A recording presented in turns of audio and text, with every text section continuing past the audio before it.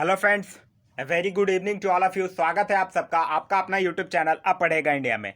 आज हम लोगों ने जो हिस्ट्री का घटना चक्र का सीरीज स्टार्ट किया है, उस सीरीज में आज आगे बढ़ते हुए देखेंगे हम लोग वीडियो नंबर 4। इससे पहले ऑलरेडी हिस्ट्री घटना चक्र का 3 वीडियो अवेलेबल है। अगर आप नहीं देखे हैं तो जाकर प्लेलिस्ट से देख सकते हैं।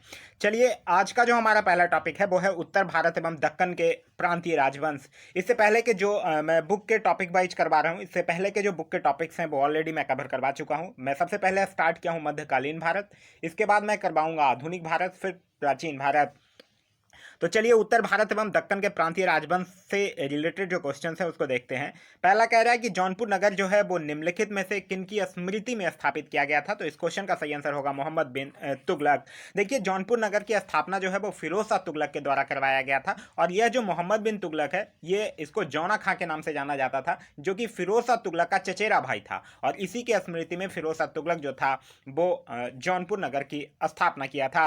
एक चीज और यहां से याद रखिएगा, अगर आपसे क्वेश्चन पूछ दे कि किसके शासनकाल में जौनपुर एक स्वतंत्र राज्य बना था, तब आपका आंसर चेंज हो जाएगा। वो आंसर होगा सुल्तान मोहम्मद शाह द्वितीय, जिसके कि शासनकाल में लगभग 1394 ईस्वी में जौनपुर एक स्वतंत्र राज्य बना था। नेक्स्ट है हमारा कि जौनपुर नगर की स्थापना किसने की थी। तो जौनपुर नगर की स्थापना फिरोज शाह तुगलक के द्वारा। तो इस क्वेश्चन का सही आंसर है option number B, Firoz Shah Tughlaq के द्वारा।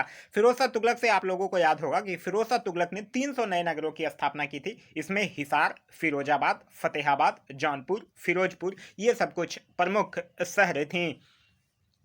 नेक्स्ट है हमारा कि सरकी सुल्तानों के शासनकाल में निम्न स्थानों में से किसे पूर्व का सिराज कहा जाता था। तो पूर्व का सिराज किसको कहा जाता था? जौनपुर को। तो इस क्वेश्चन का सही आंसर है ऑप्शन नंबर सी, जौनपुर। देखिए, आप लोगों को पता होगा, एक नाम आप लोग सुने होंगे, इब्राहिम शाह सरकी। इब्राहिम शाह सरकी का जो लगभग टेन्योर था वो था 1402 से लेकर 1436 तक। और ये जो था वो जौनपुर के एक सरकी वंश का सबसे महान शासक था। और इसी के शासनकाल में एक नवीन प्रकार की शैली, जिसे सरकी शैली कहा जाता है, उसका क्या हुआ था? उदय हुआ था। और उसी के समय में ही जौनपुर की सांस्कृतिक ख्याति जो है वो चारों तरफ फैल गई थी और जौनपुर जो है वो भारत के सिराज के नाम से विख्यात हो गया था। नेक्स्ट है हमारा कि निम्न स्थानों में से किसे भारत का सिराज कहा जाता है। तो एक कहा जाता था, तो अभी हम लोगों ने देखा किसे? जौनपुर को। नेक्स्ट है हमारा कि जौनपुर राज्य का अंतिम शासक कौन था। तो जौनपुर राज्य के अंतिम शासक की अगर हम लोग बात करते हैं तो वो था हुसैन शाह। तो इस क्वेश्चन का सही आंसर होगा option number B, Hussain Shah. Hussain Shah से एक और चीज याद रखिएगा, इसने जामा मस्जिद का निर्माण भी 1470 में इसी के द्वारा करवाया गया था। एक चीज और याद रखिएगा कि ये तो हुसैन शाह जो है वो जौनपुर का अंतिम शासक था, लेकिन अभी जो हम लोगों ने देखा वो ये याद रखिएगा कि 1394 ईस्वी में मलिक सैबरकर, जो कि जौनपुर में स्वतंत्र सरकी राज्य की स्थापना किया था। नेक्स्ट है हमारा कि कश्मीर का शासक जो कश्मीर के अकबर के नाम से जाना जाता है वो कौन था। तो कश्मीर का शासक जो कश्मीर के अकबर के नाम से जाना जाता है वो था जैन उल आबेदीन। तो इस क्वेश्चन का सही आंसर होगा option number D, Zain ul Abedin. एक चीज आप लोगों को बता दूं कि जब 1420 का टाइम चल रहा था तो जो अली शाह था उसका भाई था ये जैन उल आबेदीन, जो कि कश्मीर के सिंहासन पर बैठा था। और यह जो था वो कश्मीर का सबसे महान शासक हुआ। धार्मिक दृष्टिकोण से ये अत्यधिक जो था वो सिंहंसु था। इसकी धार्मिक उदारता के कारण ही इसकी तुलना जो है वो मुगल बादशाह अकबर से की जाती थी। साथ ही इससे एक और चीज याद रखिएगा, इसने जजिया कर को हटा दिया था और गौ हत्या को निषिद्ध करार दिया था। नेक्स्ट है हमारा कि निम्न में से किस शासक ने सर्वप्रथम जजिया कर को समाप्त किया। तो अभी हम लोगों ने देखा किसने किया था? जैन उल आबेदीन, जो कि कश्मीर के अकबर के नाम से जाना जाता था। नेक्स्ट है हमारा निम्नलिखित कथनों पर विचार कीजिए। जैन उल आबेदीन द्वारा पूरी की गई कश्मीर की जमा मस्जिद प्रभावकारी विशेषताओं में शामिल था। तो देखिए, बुर्ज था, बौद्ध पैगोडाओं में से समानता ये भी था, और फारसी शैली ये भी था। देखिए, अगर हम लोग बात करते हैं, ये सिकन के द्वारा श्रीनगर में जमा मस्जिद का निर्माण करवाया गया था और फिर उसके बाद जैन उल आबेदीन के द्वारा इसको विस्तृत करवाया गया था। नेक्स्ट हमारा निम्नलिखित में से कौन सा विद्यमान जो है वो कुंभा के दरबार में नहीं था। कुंभा के दरबार में नहीं था यह पूछ रहा है। मुनि सुंदर सूरी था, टिल्ला भट्ट था, नाथा भी था, लेकिन मुनि जिन विजय सूरी नहीं था। मुनि जैन विजय सूरी की अगर बात करते हैं तो ये क्या था? ये एक जैन विद्वान था जो कि अकबर के दरबार में रहता था। तो इस क्वेश्चन का सही आंसर होगा ऑप्शन नंबर डी। नेक्स्ट हमारा निम्नलिखित युग्मों पर विचार कीजिए। एक साइड राज्य दिए हुए हैं और दूसरे में उसके वर्तमान क्षेत्र दिया हुआ है। अगर हम लोग बात करते हैं चंपक की, चंपक या जिसको चंबा के नाम से भी जाना जाता है, ये मध्य भारत में नहीं होगा। ये लगभग, इसका अगर वास्तविक स्थिति देखिएगा तो हिमाचल प्रदेश के आसपास होगा। दुर्गर जम्मू, ये बिल्कुल सही है। और कुलूत मालाबार नहीं होगा, कुलूत जो होगा वो पंजाब होगा। इसकी जो अभी वर्तमान क्षेत्र है ये हिमाचल प्रदेश होगा और ये पंजाब होगा। तो यहाँ सही चुनने के लिए कह रहा है, तो आपका जो सही आंसर होगा वो होगा ऑप्शन नंबर बी। नेक्स्ट है हमारा, बहमनी राज की स्थापना किसने किया था? आप लोगों ने पढ़ा होगा, बहमनी राज की स्थापना जो है वो मोहम्मद बिन तुगलक के शासनकाल में 1347 में हसन गंगू के द्वारा किया गया था। और हसन गंगू जो था वो अलाउद्दीन हसन के नाम से गद्दी पर बैठता है। तो इस क्वेश्चन का सही आंसर होगा option number A, Alauddin Hasan. और कब? 1347 में। एक और चीज याद रखिएगा कि इसने अपने राजधानी जो था वो गुलबर्गा को बनाया था। क्लियर है? चलिए नेक्स्ट है हमारा कि बहमनी राज्य का संस्थापक कौन था? तो अभी हम लोगों ने देखा बहमनी राज्य की बहमनी राज्य का जो संस्थापक था वो कौन था? अलाउद्दीन हसन। और कब? 1347 में। फिर ये जाकर इसकी मृत्यु होती है 1358 में। और फिर इसका बेटा जो है मोहम्मद शाह प्रथम जो था वो सुल्तान बनता है। एक चीज़ और अलाउद्दीन हसन से याद रखिएगा, अलाउद्दीन हसन जो था वो अपने साम्राज्य के शासनकाल के लिए इसको जो है वो 4 प्रांतों में विभाजित कर दिया था। वो था गुलबर्गा, दौलताबाद, बरार और बिदर। नेक्स्ट है हमारा, बहमनी राज की स्थापना किस वर्ष हुई थी? अभी हम लोगों ने देखा बहमनी राज की जो स्थापना है वो 1347 में हुआ था। और किसके द्वारा हुआ था? अलाउद्दीन हसन, जिसको कि हसन गंगू के नाम से जाना जाता है। नेक्स्ट है हमारा कि बहमनी राज की प्रथम राजधानी निम्नलिखित में से कौन थी? तो बहमनी राज की प्रथम राजधानी थी गुलबर्गा। तो इस क्वेश्चन का सही आंसर होगा ऑप्शन नंबर ए। लेकिन एम बी, एक चीज और यहां से याद रखिएगा, फिर जो था वो सिहाबुद्दीन अहमद प्रथम जो था वो अपनी राजधानी गुलबर्गा से हटाकर बीदर में स्थापित किया था। नेक्स्ट है हमारा कि दक्षिण में बहमनी राज का संस्थापक निम्न में से कौन सा था? तो दक्षिण में बहमनी राज का संस्थापक कौन था? हसन गंगू। तो इस क्वेश्चन का सही आंसर होगा option number B, Hasan Gangu. और यही जो था वो अलाउद्दीन हसन बहमन शाह के नाम से सिंहासन पर बैठता है। नेक्स्ट हमारा, बहमनी राज स्थापित हुआ था। तो बहमनी राज स्थापित कब? 1347 यानी कि 14वीं सदी में। तो इस क्वेश्चन का सही आंसर होगा ऑप्शन नंबर बी, 14वीं शताब्दी में। नेक्स्ट है हमारा, एक साइड सूची 1 और सूची 2 को सुमेलित करने के लिए कह रहा है तथा नीचे दिए गए कूट से सही उत्तर चुनने के लिए कह रहा है। देखिए, एक साइड कुछ वंश के नाम दिए हुए हैं और दूसरे साइड राज्य दिया हुआ है। आदिल शाही वंश की अगर बात करते हैं तो ये कहाँ था? बीजापुर से ये मैच करेगा आदिल शाही वंश। वहीं अगर कुतुब शाही की अगर आप बात कीजिएगा तो कुतुब शाही गोलकुंडा के साथ मैच करेगा। और अगर निजाम शाही की बात कीजिएगा तो ये अहमदनगर के साथ मैच करेगा। और सरकी शाही की अगर आप बात करिएगा तो ये जौनपुर के साथ मैच करेगा। क्योंकि देखिए, अगर आपको पता होगा, बीजापुर की अगर बात करते हैं तो बीजापुर में आदिल शाही राजवंश की स्थापना जो है वो यूसुफ आदिल शाह के द्वारा करवाया गया था। क्लियर है? वहीं अगर हम लोग कुतुब शाही वंश की बात करते हैं तो कुतुब शाही वंश की स्थापना जो है वो गोलकुंडा में कुल्लू कुतुब शाह के द्वारा करवाया गया था। निजाम शाही वंश की अगर आप बात कीजिएगा तो निजाम शाही वंश की जो स्थापना है वो अहमदनगर में मलिक अहमद के द्वारा करवाया गया था। और सारकी शाही वंश की अगर बात कीजिएगा तो इस राजवंश जो था वो जौनपुर में शासन किया था। और इस वंश की जो स्थापना थी वो मलिक सरबर नामक एक हिजड़े के द्वारा करवाया गया था। नेक्स्ट है हमारा कि निम्नलिखित मुस्लिम शासकों में से किस एक को उसकी धर्मनिरपेक्षता यानी सेकुलरिज्म में आस्था के कारण उसकी मुस्लिम प्रजा जो थी वो जगत गुरु कहकर पुकारती थी? तो इस क्वेश्चन का सही आंसर होगा इब्राहिम आदिल शाह, जो कि कौन था? बीजापुर का एक शासक था। इसे गरीबों की सहायता करने के कारण इसे अबला बाबा या निर्धनों का मित्र भी कहा जाता था। नेक्स्ट है हमारा कि अहमदनगर के निजाम शाही वंश का अंत कैसे हुआ था? देखिए, अहमदनगर के निजाम शाही वंश की अगर बात करते हैं तो इसके संस्थापक, एक चीज पहले तो इसके संस्थापक याद रखिएगा। शाही वंश का जो संस्थापक था वो मलिक अहमद था, 1490 में इसकी स्थापना करता है। और यहाँ पूछ रहा अंत कैसे हुआ था, तो अहमदनगर के मुगल साम्राज्य में मिलाकर हुसैन शाह को आजीवन कारावास दिया गया था। ये बिल्कुल सही है। और इसी के कारण अहमदनगर के निजाम शाही वंश का अंत भी हो गया था। देखिए, हुआ क्या था कि जो शाहजहां था वो छल बल से अहमदनगर पर अधिकार कर लिया था। और जो निजाम शाही सुल्तान हुसैन निजाम शाह को बंदी बनाकर ग्वालियर के एक किले में भेज दिया था। फिर सुल्तान हुसैन शाह को बंदी बनाकर अहमदनगर राज्य को मुगल साम्राज्य में मिला लिया गया था। नेक्स्ट है हमारा कि वह युग्म जो सही सुमेलित नहीं है उसको इंगित करना है। जो सही सुमेलित नहीं है उसे इंगित करना है। बाज बहादुर मालवा बिल्कुल सही सुमेलित है। कुतुब शाह गोलकुंडा बिल्कुल सही सुमेलित है। सुल्तान मुजफ्फर शाह गुजरात बिल्कुल सही सुमेलित है। यूसुफ आदिल शाह अहमदनगर ये नहीं है, क्योंकि यूसुफ आदिल शाह जो था वो कौन था? बीजापुर का शासक था।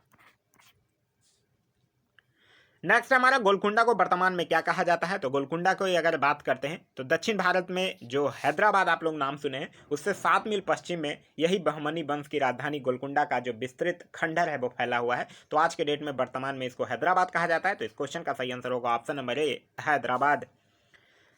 नेक्स्ट हमारा निम्नलिखित में से कौन एक सुमेलित है। एक साइड वंश के नाम दिए हुए हैं, दूसरे साइड राजधानी दिया हुआ है। यहाँ पूछ रहा कौन सुमेलित है। काकतीय के सामने लिखा है देवगिरी, ये की गलत है क्योंकि काकतीय वंश की जो राजधानी थी वो वारंगल थी। क्लियर है। वहीं अगर होयसल की बात करते हैं तो दौड़ समुद्र, ये बिल्कुल सुमेलित है। तो आपका सही आंसर तो हो जाएगा ऑप्शन नंबर बी। वहीं अगर हम लोग बात करते हैं यादव वंश की, तो यादव वंश के सामने वारंगल नहीं, यादव वंश की राजधानी थी देवगिरी, तो ये इसके साथ मैच करेगा। वहीं पांडेय वंश की अगर बात करते हैं तो पांडेय वंश की जो प्रारंभिक राजधानी थी वो कोरकोई थी। ठीक है, फिर बाद में उसे मदुरा स्थापित किया गया था। तो यहाँ कंफ्यूज मत होइएगा कि उसकी पांडेय की जो प्रारंभिक राजधानी थी वो कोरकई थी। क्लियर है। चलिए नेक्स्ट है हमारा कि द्वार समुद्र किस राजवंश की राजधानी थी। तो अभी हम लोगों ने देखा ये होयसल वंश की राजधानी थी। तो इस क्वेश्चन का सही आंसर होगा ऑप्शन नंबर सी।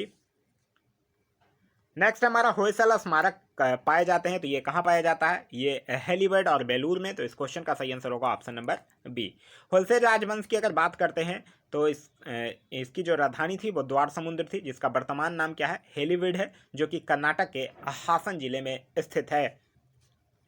नेक्स्ट हमारा होयसोलो की प्राचीन राजधानी द्वार समुद्र का वर्तमान नाम है। तो अभी हम लोगों ने देखा हेलीबर्ड।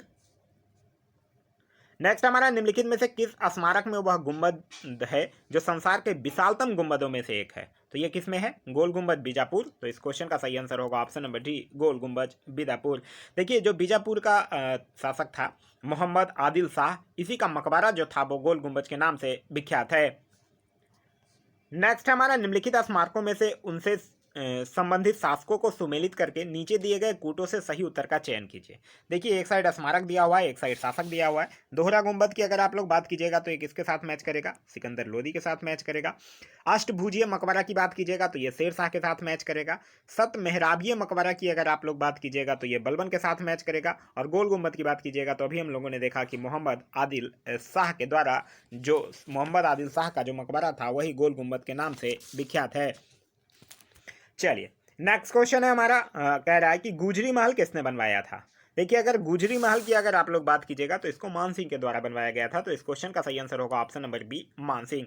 गुजरी महल जो है वो मान सिंह तोमर के द्वारा ही 15वीं शताब्दी में बनवाया गया था। नेक्स्ट है हमारा कि निम्नलिखित युग्मों में से कौन जो है वो सही सुमेलित नहीं है। सही सुमेलित नहीं है यह पूछ रहा है। तो यहाँ अगर आप लोग बात कीजिएगा अदीना मस्जिद मांडू, यही सही सुमेलित नहीं है, यही गलत है क्योंकि ये पश्चिम बंगाल के पंडुआ में स्थित है अदीना मस्जिद। ठीक है, जिसको जमा मस्जिद एक, ये अगर देखा जाए तो ये 1360 के आसपास में बंगाल का एक शासक हुआ करता था सिकंदर शाह, उसी के शासनकाल में यह निर्मित करवाया गया था। वहीं अगर लाल दरवाजा मस्जिद जौनपुर सुमेलित है, दाखिल दरवाजा गौंड सुमेलित है, 3 दरवाजा अहमदाबाद ये भी सुमेलित है। नेक्स्ट है हमारा कि दक्षिण भारत के पॉलीगॉर कौन थे। तो दक्षिण भारत के पॉलीगॉर की अगर बात करते हैं तो ये क्षेत्रीय प्रशासकीय और सैन्य नियंत्रक था। तो इस क्वेश्चन का सही आंसर होगा ऑप्शन नंबर सी। देखिए पोलीगार की अगर बात करते हैं तो ये एक सामंतवादी उपाधि थी जो कि दक्षिण भारत के नायक शासकों द्वारा 16वीं शताब्दी से लेकर 18वीं शताब्दी के दौरान नियुक्त किए गए क्षेत्रीय प्रशासकीय और सैन्य नियंत्रकों के एक वर्ग को प्रदान किया जाता था। नेक्स्ट टॉपिक है हमारा मुगल वंश। मुगल वंश इससे इंपॉर्टेंट जितने भी क्वेश्चंस हैं मतलब वो हम लोग देखेंगे। खास करके मुगल वंश की अगर बात करते हैं तो हम लोग बाबर का ही बात हम लोगों के जहन में आता है।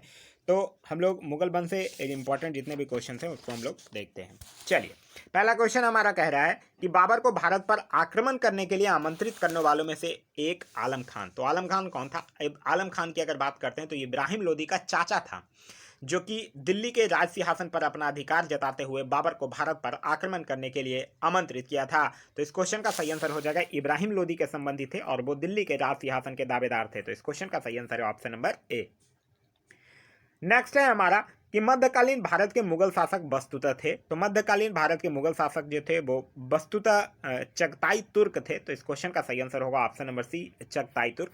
आप लोग पढ़े होंगे कि बाबर एवं जो उत्तरवर्ती मुगल शासक थे वो तुर्क एवं सुन्नी मुसलमान हुआ करते थे। नेक्स्ट है हमारा, इनमें से किसने बाबर को सर ए पुल के युद्ध में पराजित किया था? सर ए पुल के युद्ध में किसने पराजित किया था? तो सैवानी खां के द्वारा। तो इस क्वेश्चन का सही आंसर होगा ऑप्शन नंबर बी, सैवानी खां। सैवानी खां जो था वो 1501 ईस्वी में सर ए पुल के युद्ध में बाबर को पराजित कर दिया था और मध्य एशिया से खदेड़ दिया था। इसी युद्ध में हुआ क्या था कि उज्बेकों की युद्ध नीति तुलगमा पद्धति का प्रयोग जो है वो सैवानी खां के द्वारा बाबर के विरुद्ध किया गया था। नेक्स्ट है हमारा कि किस मुगल शासक ने भारत में ओटोमन युद्ध पद्धति को अपनाया था? तो ओटोमन युद्ध पद्धति को अपनाया था बाबर ने। तो इस क्वेश्चन का सही आंसर होगा ऑप्शन नंबर बी, बाबर ने। और ये कब अपनाया था? बाबर जो था वो भारत में पहली बार ओटोमन युद्ध पद्धति को पानीपत के प्रथम युद्ध जो कि 1526 में हुआ था उसमें अपनाया गया था। और ये जो पानीपत की प्रथम युद्ध जो 1526 में हुआ था, इसमें जो बाबर की सफलता का मुख्य कारण था वो उसका विशाल तोपखाना था, जिसका नेतृत्व जो है वो उस्ताद अली के द्वारा किया गया था। नेक्स्ट है हमारा कि पानीपत का प्रथम युद्ध किसके मध्य हुआ था? तो पानीपत का जो प्रथम युद्ध था वो बाबर और इब्राहिम लोदी के बीच। तो इस क्वेश्चन का सही आंसर होगा ऑप्शन नंबर डी, बाबर और इब्राहिम लोदी। और कब? 21 अप्रैल 1526 को। इसमें जो इब्राहिम लोदी था वो रन क्षेत्र में ही मारा गया था और इसी के कारण दिल्ली और आगरा पर बाबर का अधिकार हो गया था। और फिर ये जब युद्ध होता है प्रथम युद्ध कब? 21 अप्रैल 1526 को। इसके जस्ट बाद जब इब्राहिम लोदी मरता है और बाबर जो है वो दिल्ली और आगरा पर अधिकार कर लेता है, तो फिर 27 अप्रैल 1526 को बाबर जो है वो अपने आप को बादशाह घोषित करके भारत में मुगल साम्राज्य की नींव डाल देता है। नेक्स्ट है हमारा, पानीपत की युद्ध में बाबर की जीत का मुख्य कारण क्या था? तो पानीपत की युद्ध में बाबर का जीत का मुख्य कारण उसकी सैन्य कुशलता था। तो इस क्वेश्चन का सही आंसर होगा ऑप्शन नंबर बी, उसकी सैन्य कुशलता। हुआ था कब? 21 अप्रैल 1526 को बाबर और इब्राहिम लोदी के बीच, जिसमें बाबर जो है वो विजय प्राप्त करता है। बाबर जो है वो अपने युद्ध के बारे में यह एक मतलब इब्राहिम लोदी के बारे में और पानीपत की पहली लड़ाई के बारे में क्या लिखता है कि वह एक अनुभवहीन व्यक्ति था जो अपनी गतिविधियों में बड़ी असावधानी रखता था। वह बिना किसी व्यवस्था के आगे बढ़ता था, रुकता था और फिर बिना किसी दूरदर्शिता के संघर्ष में लीन हो जाता था। ये जो कथन है वो बाबर के द्वारा इब्राहिम लोदी के लिए लिखा गया था।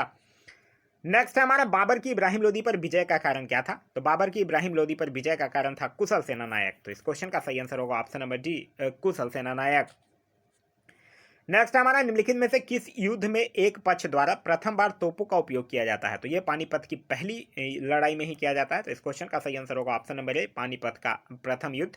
पानीपत के प्रथम युद्ध में ही पहली बार तुगलमा युद्ध नीति और तोपखाने का प्रयोग किया जाता है। उस्ताद अली और मुस्तफ़ा बाबर जो था मतलब उस्ताद अली और मुस्तफ़ा जो था वो बाबर के दो प्रसिद्ध निशानेबाज थे जिसने पानीपत के प्रथम युद्ध में भाग लिया था।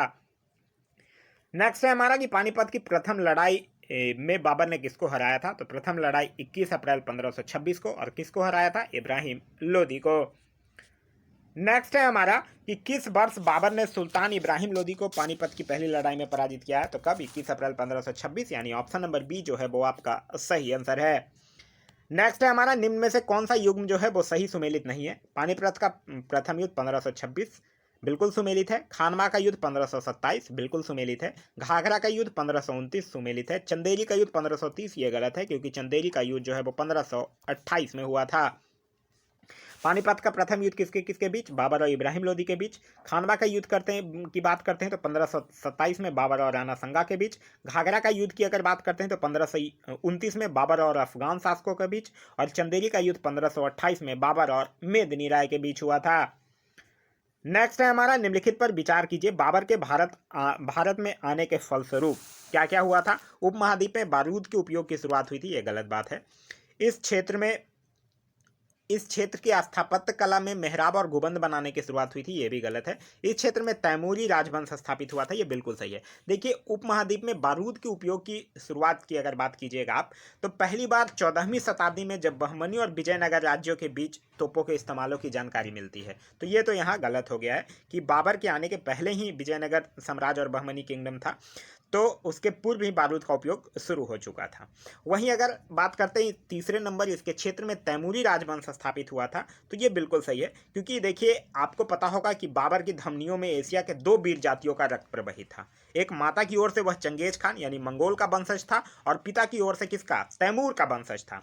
और बाबर के सत्तारूढ़ होते ही इस क्षेत्र में तैमूरी राजवंश स्थापित हुआ था। तो ये तो बिल्कुल तीसरा पॉइंट जो है वो बिल्कुल सही है, पहला गलत है। दूसरी की अगर बात करते हैं कि इस क्षेत्र में स्थापत्य कला में मेहराब और गुंबद बनाने की शुरुआत हुई थी, ये भी गलत है, क्योंकि लोधी शैली में जो मेहराब और गुंबद थे जिसे नवीन रूप शेरशाह के काल में दिया गया था, तो ये लोधी और शेरशाह से रिलेटेड है, ना कि मुगल वंश से रिलेटेड है, तो ये भी गलत है।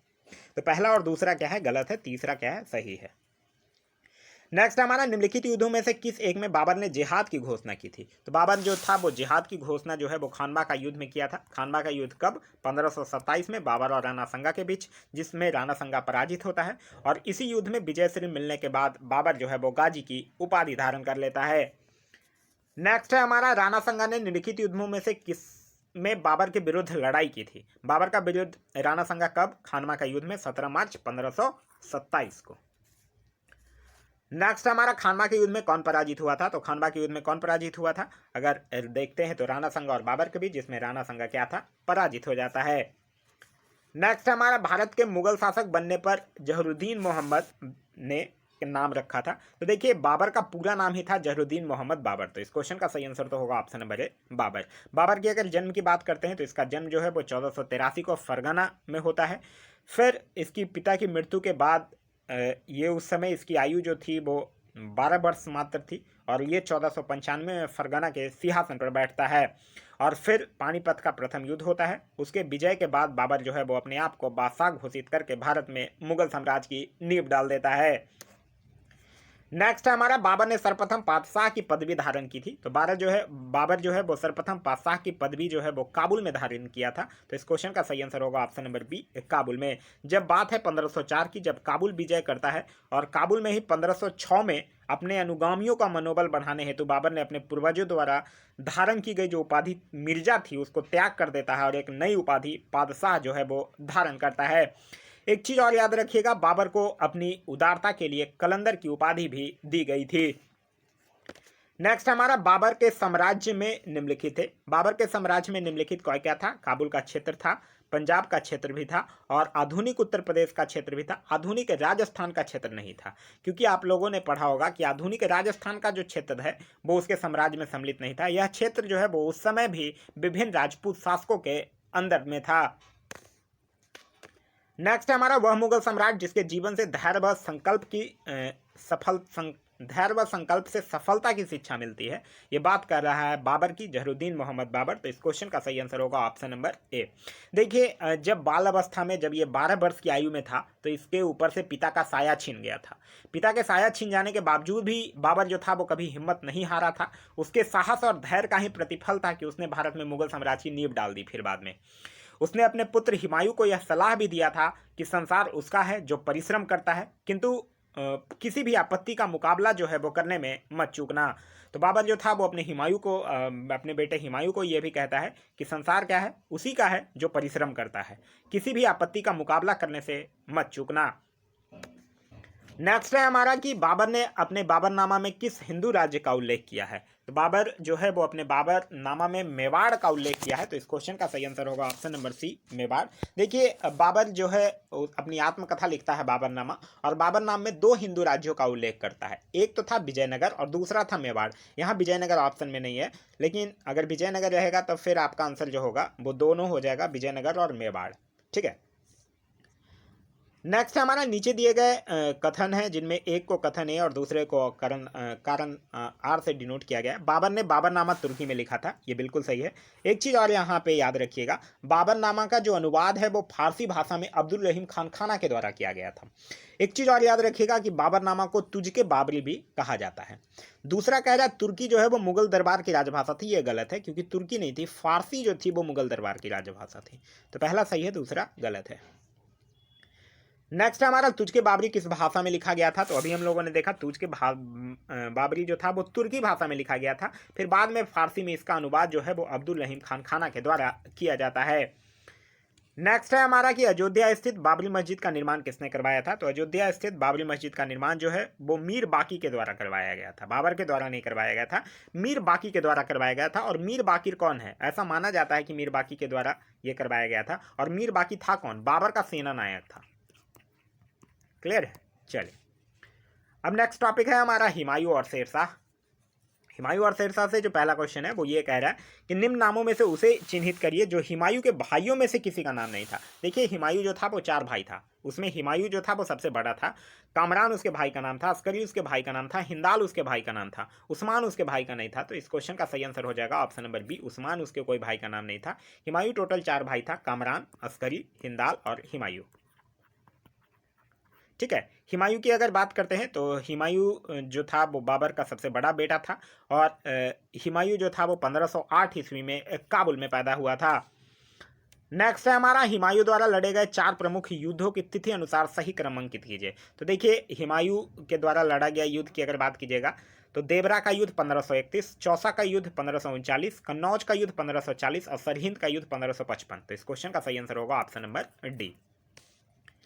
नेक्स्ट है हमारा कि फरीद जो बाद में शेरशाह सूरी बना ने कहाँ से शिक्षा प्राप्त किया था। देखिए फरीद जो बाद में शेरशाह सूरी बना ये जौनपुर से शिक्षा प्राप्त किया था। तो इस क्वेश्चन का सही आंसर होगा ऑप्शन नंबर सी, जौनपुर।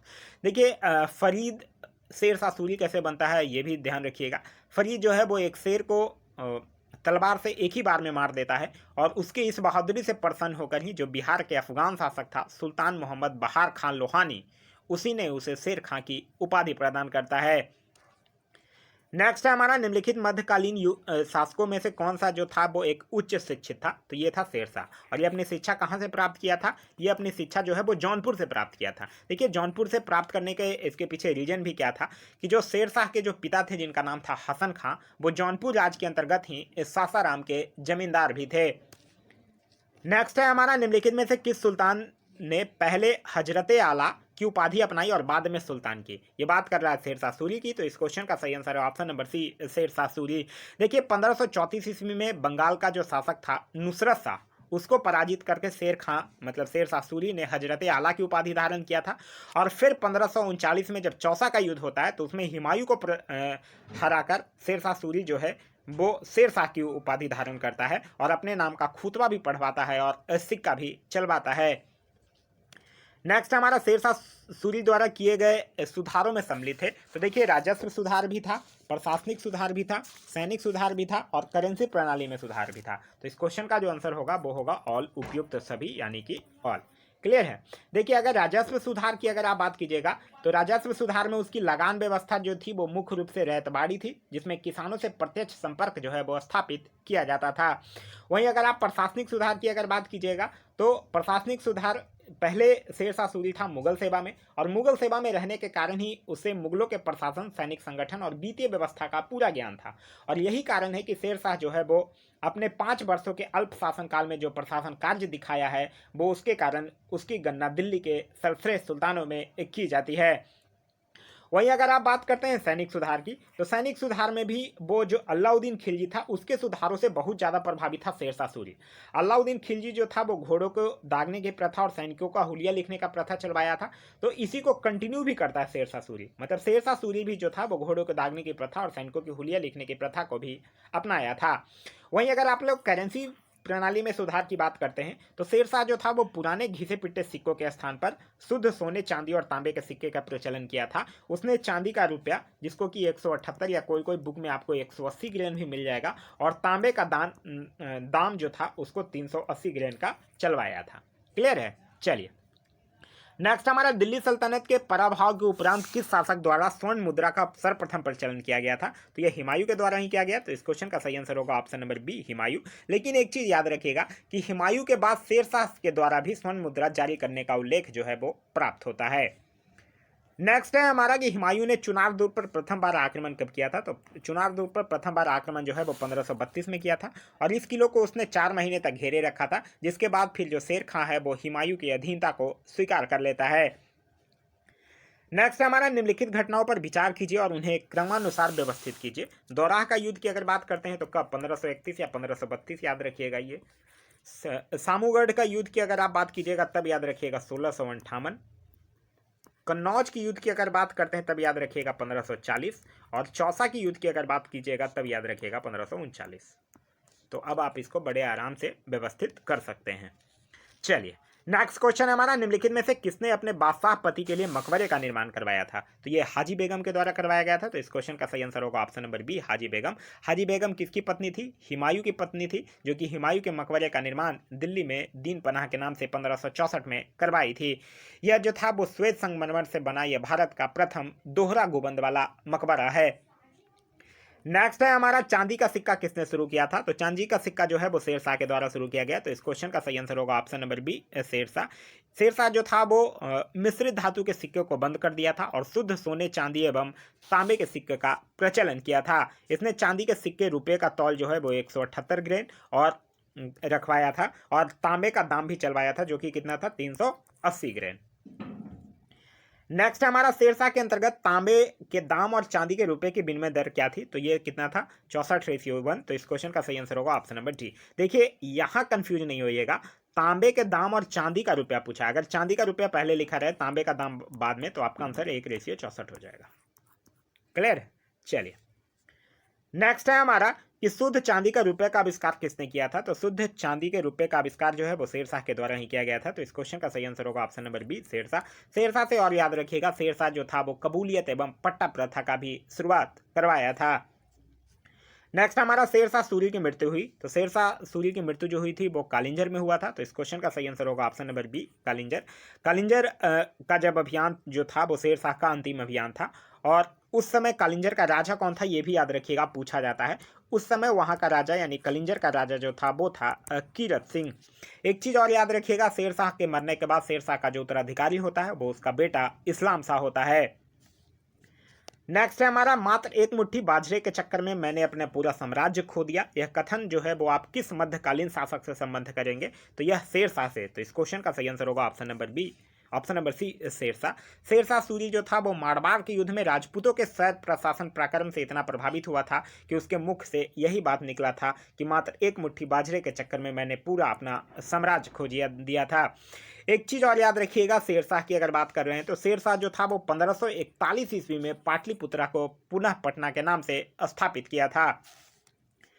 नेक्स्ट है हमारा, शेरशाह का मकबरा कहाँ है? तो शेरशाह की मकबरा की अगर बात कीजिएगा तो यह सासाराम में। तो इस क्वेश्चन का सही आंसर होगा ऑप्शन नंबर ए, सासाराम में एक झील के बीच में ऊंचे टीले पर यह निर्मित शेरशाह का मकबरा है, जो कि हिंद और ईरानी वास्तुकला के समन्वय का प्रथम उदाहरण भी है। नेक्स्ट है हमारा कि शेरशाह को दफनाया गया था। तो शेरशाह को दफनाया गया है सासाराम में। तो इस क्वेश्चन का सही आंसर होगा ऑप्शन नंबर बी। देखिए, शेरशाह सूरी की अगर बात कीजिएगा तो वो 1540 से लेकर 1545 तक शासन करता है, और जब कालिंजर युद्ध होता है तो उसी के दौरान ये दुर्ग की दीवार से बारूद का गोला जो है वो टकराकर फटने से इसकी मृत्यु हो जाती है।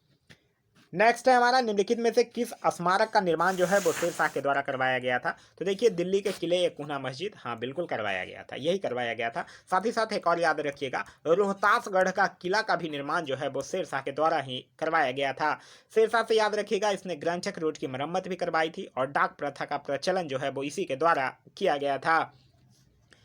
नेक्स्ट है हमारा कि दिल्ली में पुराना किला के भवनों का निर्माण किया था। तो दिल्ली में पुराना किला के भवनों का निर्माण जो है वो शेरशाह के द्वारा। तो इस क्वेश्चन का सही आंसर होगा option number C, Sher Shah. Next हमारा, दिल्ली के पुराना किले के वर्तमान स्वरूप का निर्माण जो है वो निम्नलिखित में से किसने करवाया था? तो शेरशाह सूरी के द्वारा ही करवाया गया। तो इस क्वेश्चन का सही आंसर होगा option number A, Sher Shah Suri. यह किला जो है वो नई दिल्ली में यमुना नदी के किनारे स्थित प्राचीन दीन पनाह नगर का आंतरिक किला है। नेक्स्ट है हमारा, कृषकों की सहायता के लिए किस मध्यकालीन भारतीय शासक ने पट्टा एवं कबूलियत की व्यवस्था प्रारंभ किया था? तो देखिए, किसानों को जो है वो सरकार की ओर से पट्टा दिया जाता था, जिसमें यह स्पष्ट किया गया था कि उस वर्ष उसे कितना लगान देना है, और किसान जो था वो कबूलियत पत्र के द्वारा इसे स्वीकार करता था। उसी को कबूलियत एवं पट्टा प्रथा कहा गया, और यह शेरशाह के द्वारा शुरू किया गया था। तो इस क्वेश्चन का सही आंसर होगा option number C, Sher Shah. Sher Shah से एक और चीज याद रखिएगा, शेरशाह के समय पैदावार का लगभग 1/3 भाग जो है वो सरकार लगान के रूप में वसूल करती थी। नेक्स्ट हमारा, निम्नलिखित में से किसने पूर्वी बंगाल से लेकर पेशावर तक सड़के आजम कहलाए जाने वाली सड़क बनाई? तो देखिए, ये सड़के आजम को ग्रैंड ट्रंक रोड कहा जाता है, और प्राचीन काल में इसे उत्तरा पथ कहा जाता था, और जिसका निर्माण जो है वो किसके? शेरशाह के द्वारा। तो इस क्वेश्चन का सही आंसर होगा ऑप्शन नंबर डी, शेरशाह।